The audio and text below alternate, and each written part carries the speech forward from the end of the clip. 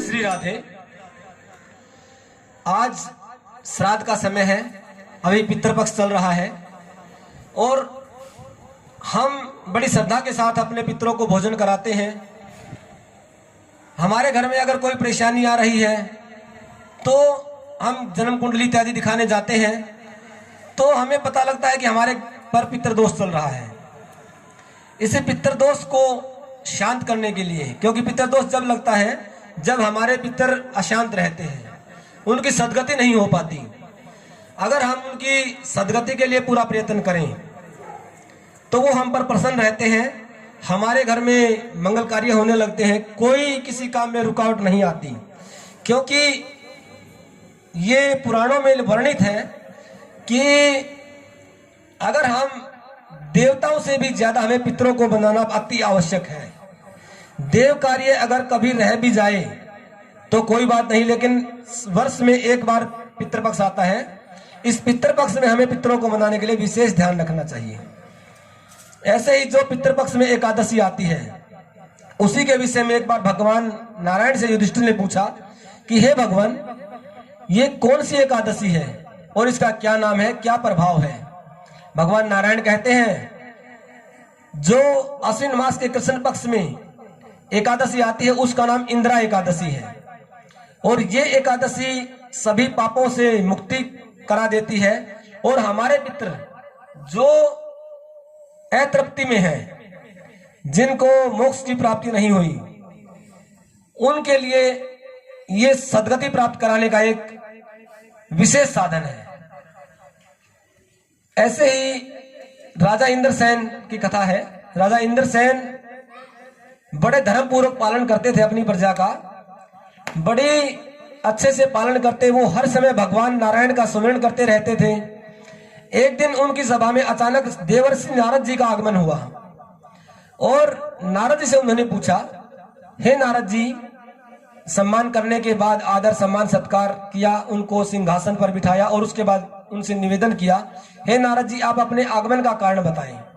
नारद जी ने कहा, हे राजन, मैं ब्रह्मलोक से यमलोक गया था, वहीं यमराज की सभा में मैंने तुम्हारे पिता को भी वहीं बैठे देखा है और उन्होंने तुम्हारे लिए एक विशेष संदेश भेजा है कि मेरे पुत्र को जाकर आप ये संदेश दीजिए कि मैं एक बार व्रत भंग के दोष के कारण यहाँ यमराज की सभा में लाया गया हूं और मेरे उस व्रत को पूर्ण करके मुझे स्वर्ग भेजने का प्रयत्न करें।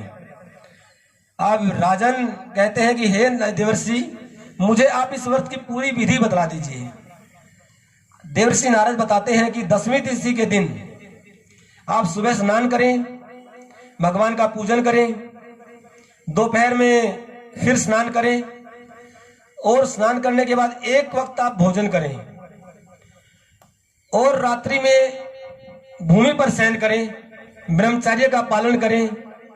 क्योंकि ये व्रत अच्छी तरह से 3 दिन में पूर्ण होता है। 10वीं को हमें एक समय भोजन करना चाहिए, भूमि पर शयन करना चाहिए, ब्रह्मचर्य का पालन करना चाहिए और फिर एकादशी के दिन सुबह उठें, ब्रह्म मुहूर्त में उठकर स्नान ध्यान करके भगवान के सामने बैठकर आप संकल्प लें और संकल्प लेकर भगवान से ये निवेदन करें कि हे प्रभु, मैं आज सभी दोषों को त्याग कर कल ही भोजन करूंगा और हे प्रभु, आप मुझे अपनी शरण में रख लीजिए।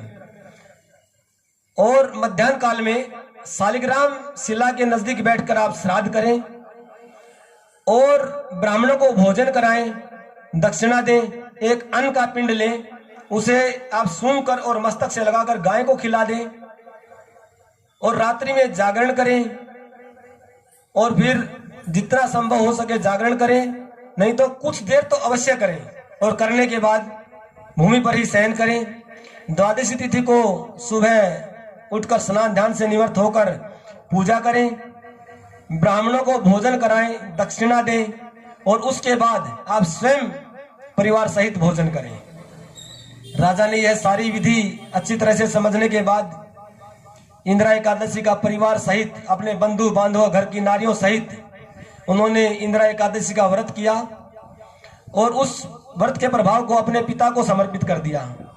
उसको समर्पित करने के बाद राजा इंद्रसेन के पिता गरुड़ पर सवार होकर विष्णु धाम को गए और उसके बाद जब इंद्रसेन वृद्धावस्था में आए तो अपने पुत्र को राजगद्दी पर बिठाकर वो भी स्वर्ग लोक को पधारे। इस व्रत का इतना प्रभाव है कि आपके पितृ तृप्त हो जाते हैं और आपको भी स्वर्ग की प्राप्ति होती है।